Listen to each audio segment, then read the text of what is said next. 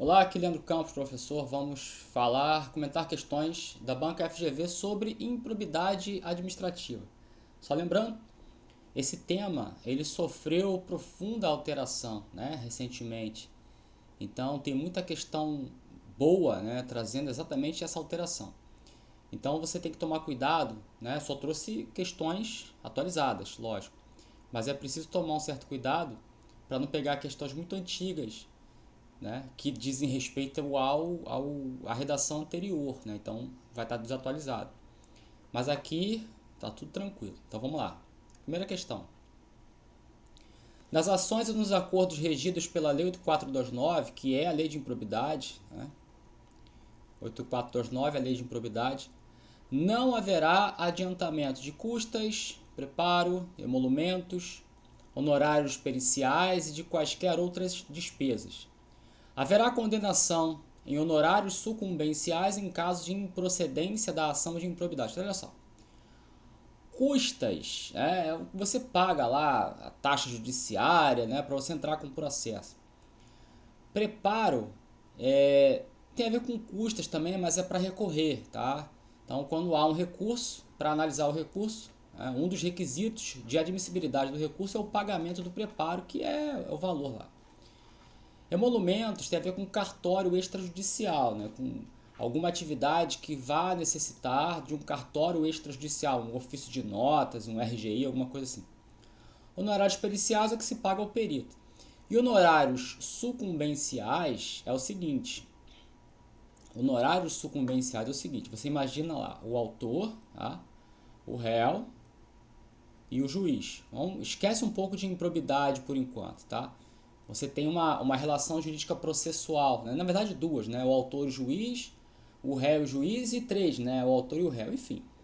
Nós temos uma triangularização. O autor, ele precisa de um advogado, né? E o réu também vai precisar de um advogado. Vamos supor que o autor está pedindo, sei lá, 10 mil reais do réu. 10 mil reais. O réu ele vai ter que contratar um advogado. Então o réu ele pagou honorários a esse advogado, né? Ele foi lá no escritório do advogado, fez um contrato e o advogado falou: olha, para te defender nesse processo eu vou cobrar tanto. Então esses são honorários contratuais, não é esse o tema, tá? Continuando aqui a história. O juiz bateu o martelo e falou: realmente, o autor tem razão, o réu, você tem que pagar ao autor o valor de 10 mil reais. Então esse valor de 10 mil reais, colocando aí o valor da condenação, né? O réu foi condenado a pagar ao autor 10 mil reais. Ok. Só que o réu ele também vai pagar honorários sucumbenciais, que vai, né, de 10 a 20% sobre o valor da condenação. Então você coloca, por exemplo, 20% de 10 mil dá 2 mil reais. 2 mil reais, o réu vai ter que pagar também a título de honorários sucumbenciais, sendo que o valor da condenação que o réu vai pagar, ele vai pagar para o autor, tá? Ele vai pagar para o autor. E os honorários sucumbenciais que o réu, perdendo, vai ter que pagar, ele vai pagar ao advogado do autor, ao advogado do autor. É assim. Ah, mas o autor não pagou lá os honorários do seu advogado? Pagou honorários contratuais, da mesma forma que o réu também contratou o seu advogado e pagou honorários contratuais. Não é esse o tema, não é esse o ponto. O ponto são os honorários sucumbenciais, que é estabelecido pela regra processual. Então, é lógico que aqui eu coloquei um caso do réu ser a parte vencida, mas o autor pode ser parte vencida também. Se o autor, por exemplo, perdeu o processo, né? Eu entrei com o processo ao juiz, autor, você não tem razão. O autor é parte vencida. E a parte vencida tem que pagar honorários sucumbenciais ao advogado da parte vencedora. Então eu coloquei uma situação em que o réu é vencido. Mas pode acontecer também do autor ser vencido. E aí o juiz vai estabelecer um percentual sobre o valor da causa. Voltando aqui para a improbidade, o que a lei de improbidade diz é o seguinte, no artigo 23, artigo 23b, então é um artigo novo, tá? No artigo 23b, ele vai trazendo essa situação. Olha, as custas são pagas ao final do processo. Normalmente as custas são pagas no início do processo, tá? Paga no início do processo. Para o juiz analisar o processo, você já tem que ter pago as custas, tá? O boleto de pagamento já vai junto ali, o comprovante. Agora, sendo o caso de improbidade, as custas são pagas ao final, tá? Então esse é um ponto. E os honorários de sucumbência, eles via de regra também não são cobrados.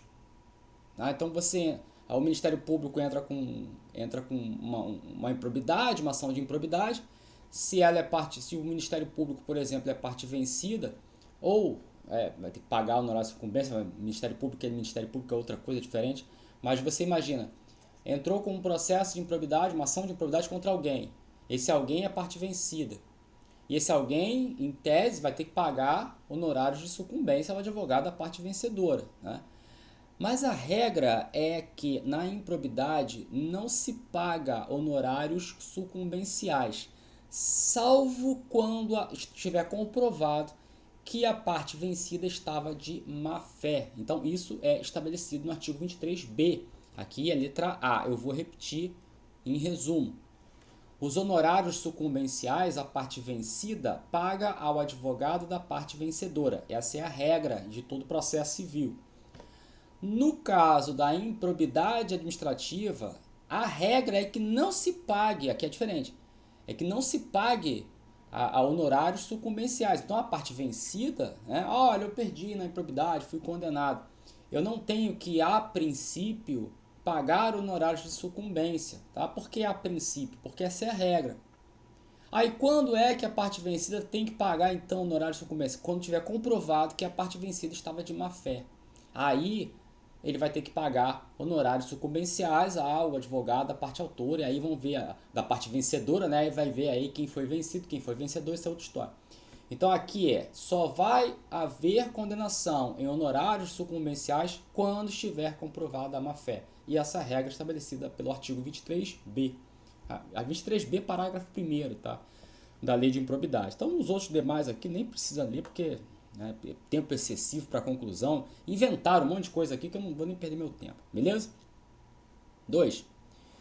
De acordo com a Lei 8429, em relação às disposições penais em virtude da prática de atos de improbidade administrativa, a perda da função pública e a suspensão dos direitos políticos só se efetivam. Então, o réu é condenado na improbidade, entre outras sanções, né? A perda da função pública, também existe a suspensão dos direitos políticos por determinado período de tempo estabelecido.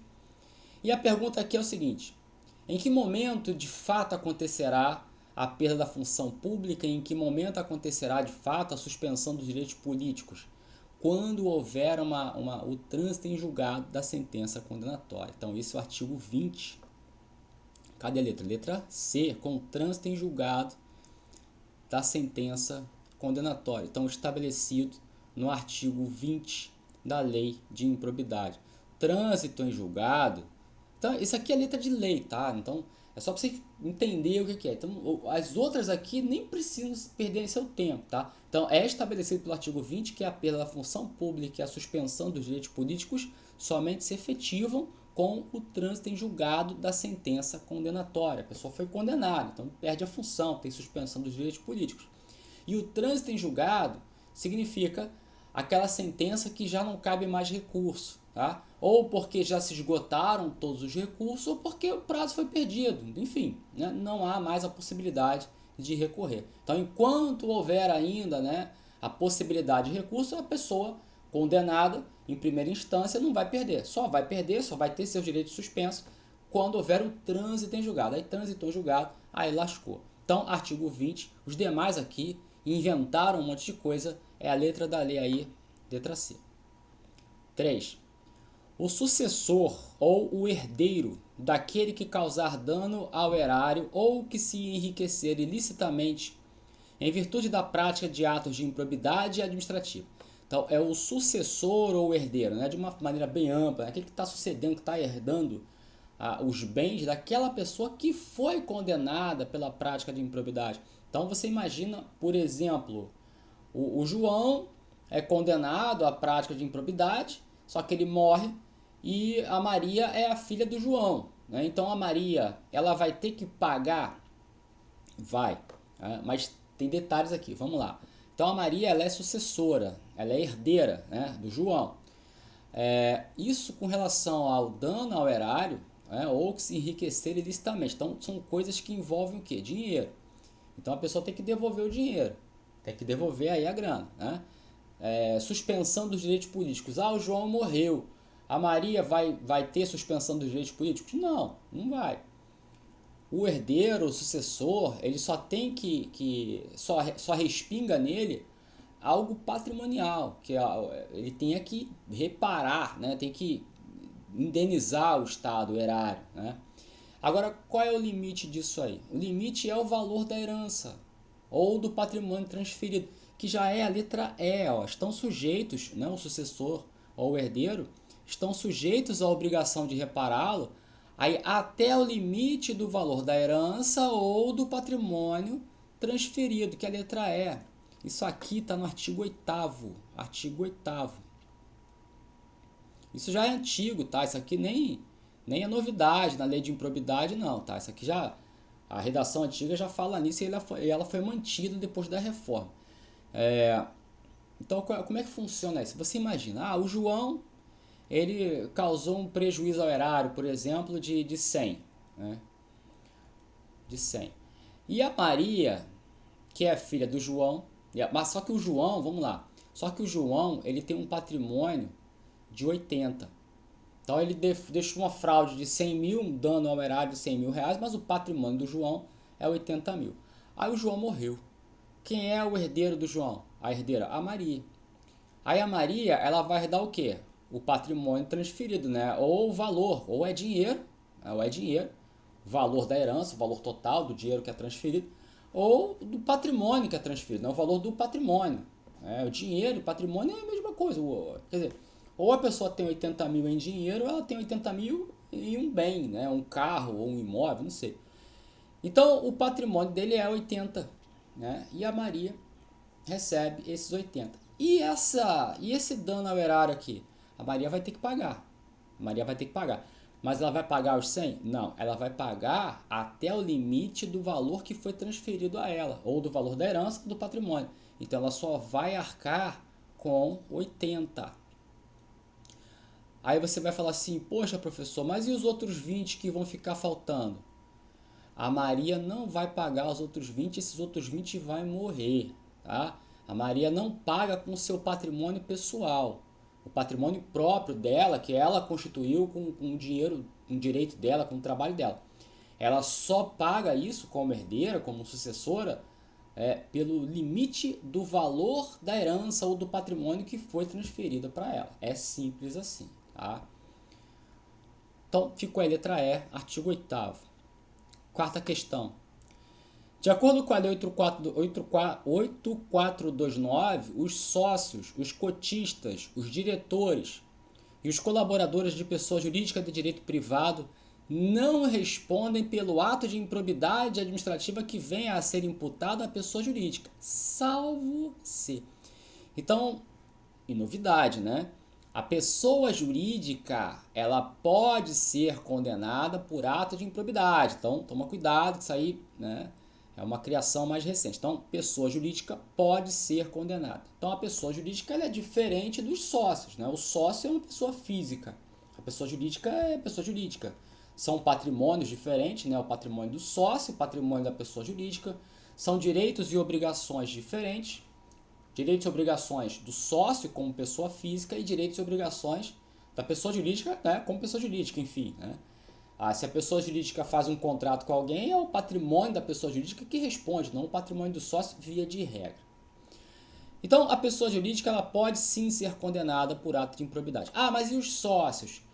Cotista, cotista é sociedade por cotas, né, de responsabilidade limitada.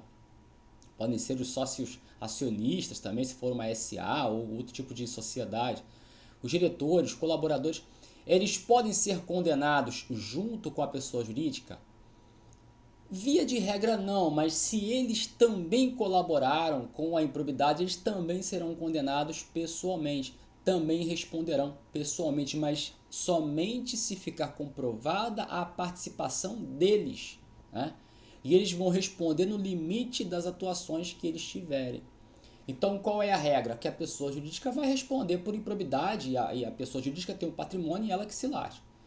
Agora, se ficar comprovado que o sócio, cotista, diretor, colaborador também participou da improbidade junto com a pessoa jurídica, é o caso concreto que vai mostrar, de forma deliberada, comprovada, dolosa, aí então essa pessoa física, vai também responder por improbidade junto com a pessoa jurídica, no limite da sua participação. Ah, participou em 20%, então responde 20% aí do dano, do prejuízo que tiver.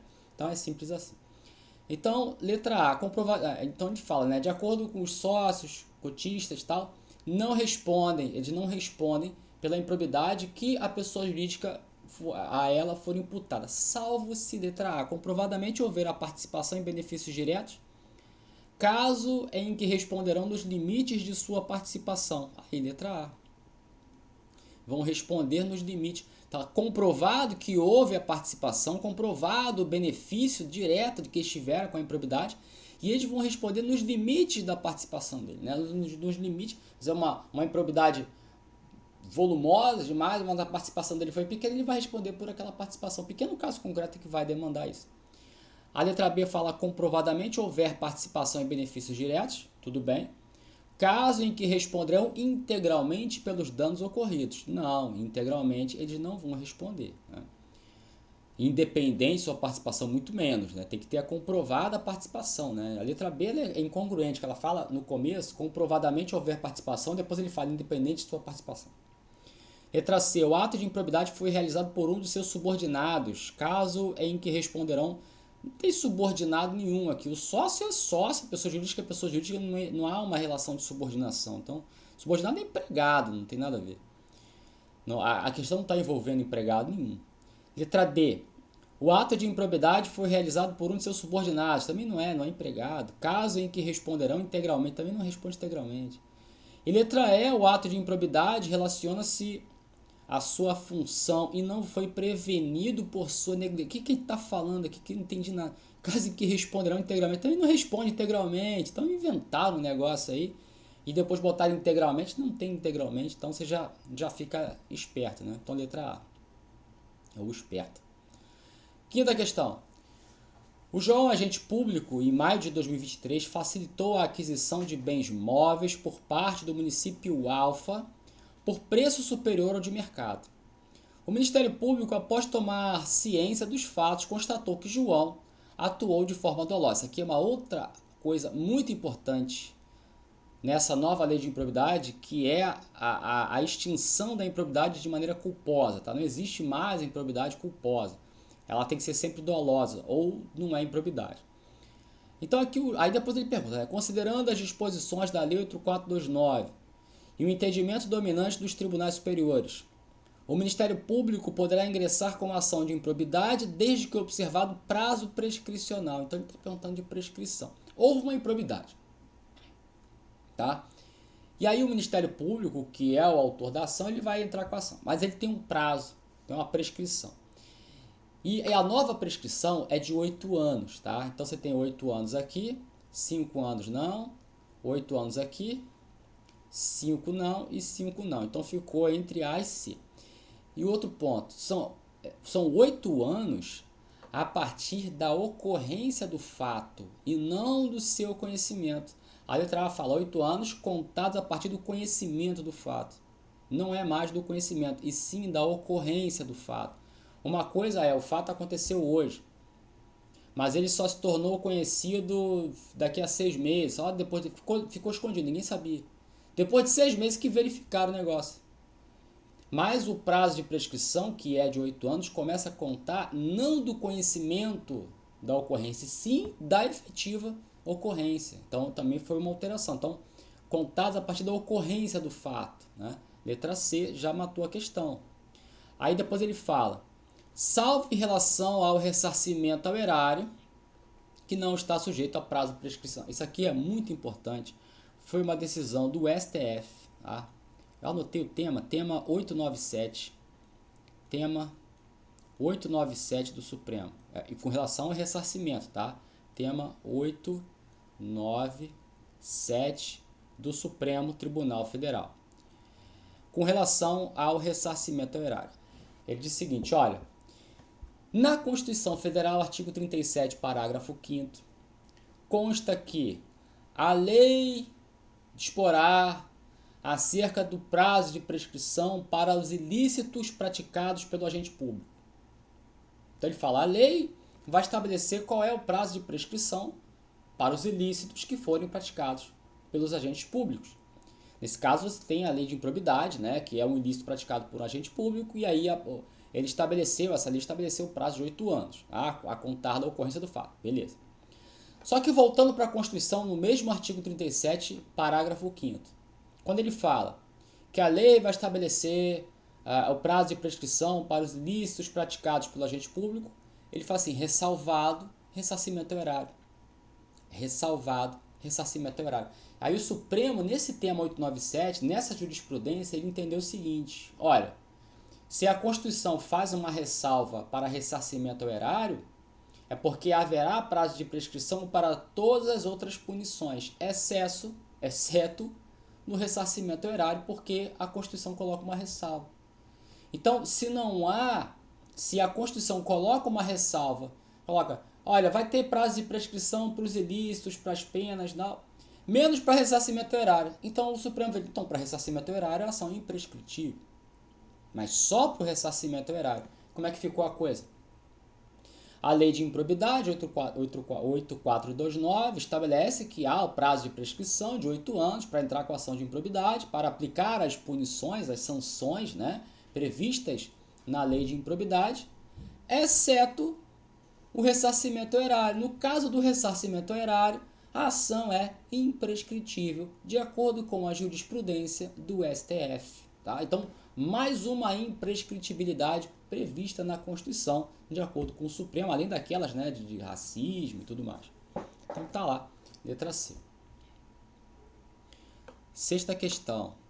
Sandro, agente público de direito, permitiu que Guilherme utilizasse, em obra particular, máquina de propriedade da administração pública municipal.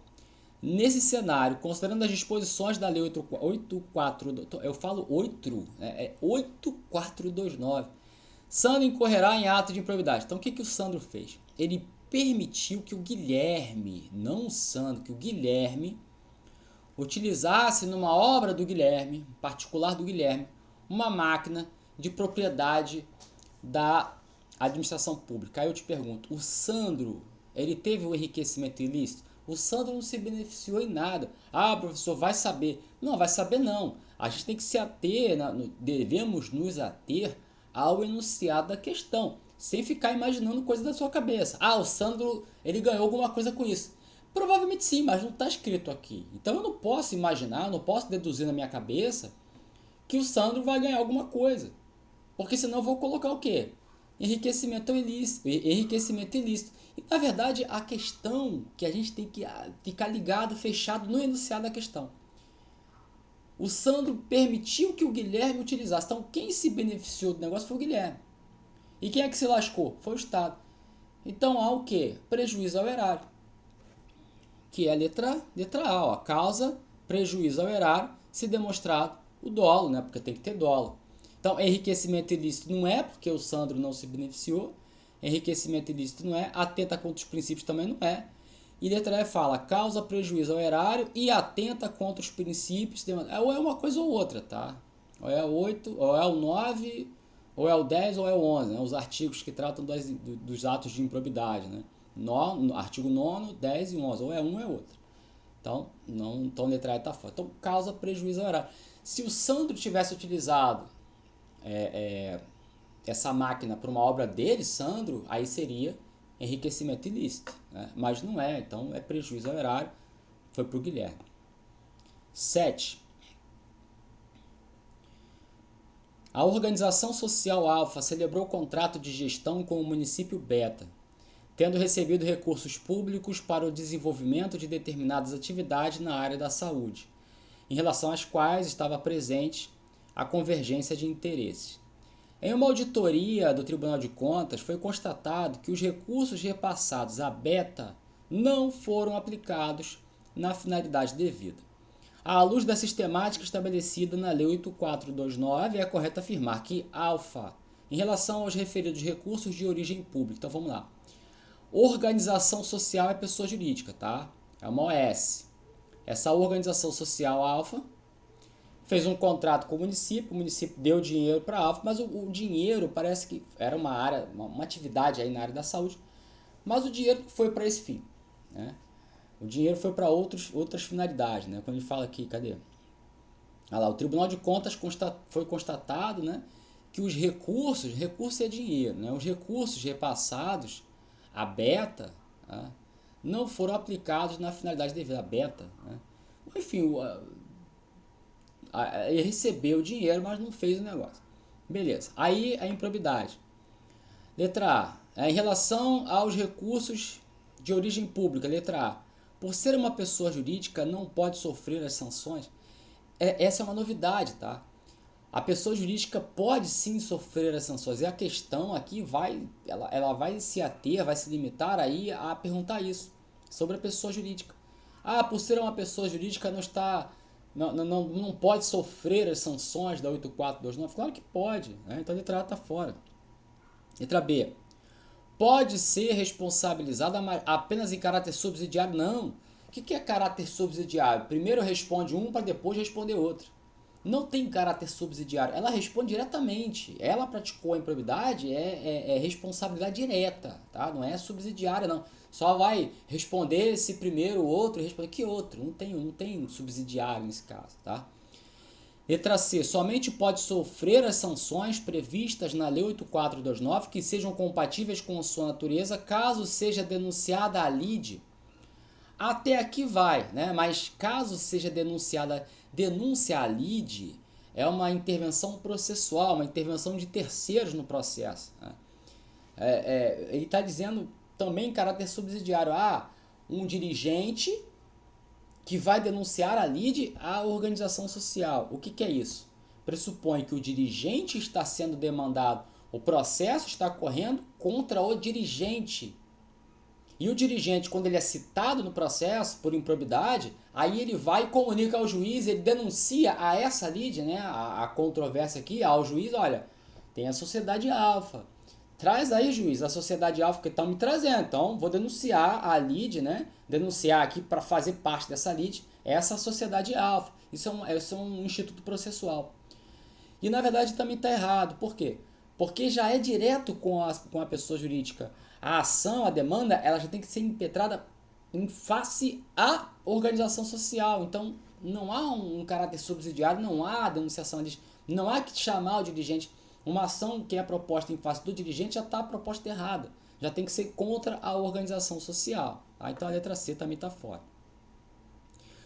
A letra D. Pode sofrer as sanções previstas na Lei 8429 que sejam compatíveis com a natureza, enquanto seus dirigentes somente serão responsabilizados se tiverem participado do ato ilícito e obtido benefícios diretos. Que aí sim é a letra D. E aí mistura um pouco com aquela outra questão que a gente falou, né? Nós falamos aí, eu não me lembro o número da questão, mas falamos sobre ela aí atrás. O sócio, dirigente, cotista, colaborador, eles só vão responder por improbidade junto com a pessoa jurídica se eles também tiverem a participação direta ali, comprovada, dolosa. E vão responder no limite daquilo que eles participaram. Então a letra D é perfeita, é exatamente isso aí, tá? Letra E. Responderá em conjunto com os seus dirigentes em caráter objetivo? Não. Ela responde diretamente. A PJ. A PJ responde diretamente, né? O dirigente em caráter excepcional. Se ficar comprovado que o dirigente teve um benefício direto, às vezes o benefício vai para a pessoa jurídica, né? Agora, se o dirigente, o sócio, tiver aí um benefício direto comprovado, aí ele entra junto também, mas em caráter excepcional, né? Então a letra D é a que se encaixa aqui exatamente, tá? Oitava questão. João, agente público, em abril de 2023 concorreu culposamente para que uma pessoa jurídica de direito privado utilizasse bens pertencentes ao Estado do Rio Grande do Norte, sem a observância das formalidades legais. Nesse cenário, considerando as disposições da Lei 8.429, é correto afirmar que João, considerando as disposições da Lei 8.429, João não praticou nada. Porque olha aqui, ó, culposamente. E não há mais a possibilidade de você ser condenado a uma improbidade culposa. Não existe mais a improbidade culposa, tá? Ou ela é dolosa ou ela não é improbidade. Então, letra A. O João, letra A, não poderá ser responsabilizado pela prática de atos de improbidade, mas deverá ressarcir os danos causados? Não, não vai responder por nada. Nada, nada, nada. Não tem improbidade, não tem mais nada. B, poderá ser responsabilizado? Não. C, poderá? Não. D, poderá? Não. Letra E, não poderá ser responsabilizado pela prática de improbidade. Acabou. Matou, matou. Esquece, acabou, não tem mais nada. Então, não tem sentido ele não ser condenado por improbidade, mas ser condenado a ressarcir os danos. Uma improbidade ou não é. Né? Ainda bota a responsabilidade civil objetiva pro agente. Não, é pro Estado, né? Tudo errado. 9. Josimar, funcionário de carreira de determinada empresa pública, prestadora de serviço público de forma dolosa, aí ó, dolosa, tem que tomar cuidado com isso na questão, hein? Em janeiro de 2023, utilizou equipamentos e materiais de propriedade da empresa para a construção de uma piscina em sua casa. Olha, a outra questão. Vamos lá. Acerca da situação apresentada, evidencia-se que Josimar era ponta esquerda, ponta direita da seleção de 86, né? Josimar, pô, jogava muita bola. Evidencia-se que o Josimar incorreu em atos de improbidade na modalidade. Olha a outra questão. O fulano, o Guilherme, né? O Sandro e o Guilherme. O Sandro era agente público e permitiu que o Guilherme utilizasse o material para a obra do Guilherme. Então aquilo é prejuízo ao erário. Mas aqui é Josimar, que o Sandro não teve nenhum benefício. Mas aqui o Josimar, ele é o funcionário, né? Ele é o servidor, e a obra é dele. Ele foi doloso. Então aqui é o que? Enriquecimento ilícito. É para ele, né? Então a letra A. Enriquecimento ilícito. Lesão ao erário não é porque aí é uma coisa ou outra. Ah, mas o erário também teve. Sim, mas aí ele é condenado pela improbidade. Ou é por um ou é por outro. Tá? Ou é pelo artigo 9º ou é pelo artigo 10º. E no caso aqui foi enriquecimento ilícito, que é o artigo 9º. Tá? A letra C também, atentado. Então, a letra A, matou. É o gabarito oficial da prova, da questão. Pitágoras, oficial de promotoria do Ministério Público do Estado de São Paulo, dolosamente recebeu vantagem econômica correspondente à propina de 20 mil reais. Nome feio, né? Propina. Em espanhol, propina é gorjeta, né? Você chega lá, o cara te pede propina para levar a tua mala pro hotel. Aí eu falo, propina, coisa feia. Não, gorjeta? Ah, gorjeta ainda. Para omitir ato que deveria praticar de ofício no exercício de suas atribuições. Então ele ganhou um dinheiro, o negócio foi doloso, né? E aí, considerando o disposto da lei de improbidade, é correto afirmar que Pitágoras, ele praticou a improbidade e ele teve o benefício, né? Ele teve o enriquecimento que foi um enriquecimento ilícito. A letra A fala que ele não praticou a improbidade, está errado. A letra B, praticou o ato de improbidade que importa em enriquecimento ilícito, letra B. A letra C fala praticou a improbidade que causa prejuízo ao erário. Não teve nem prejuízo ao erário, porque nem há que se falar nisso, né? Muito menos, porque ele recebeu a vantagem econômica de quem? Pode ter sido de um terceiro. Não mexeu com o erário, mas ele teve o enriquecimento ilícito ou do Estado ou de fora. Né? Letra D. Praticou o ato de improbidade que atenta contra os princípios. Também não. Letra C. Não praticou improbidade. Então, o gabarito oficial dessa questão, letra B. Então, ficamos por aqui. Um abraço. Tchau, tchau.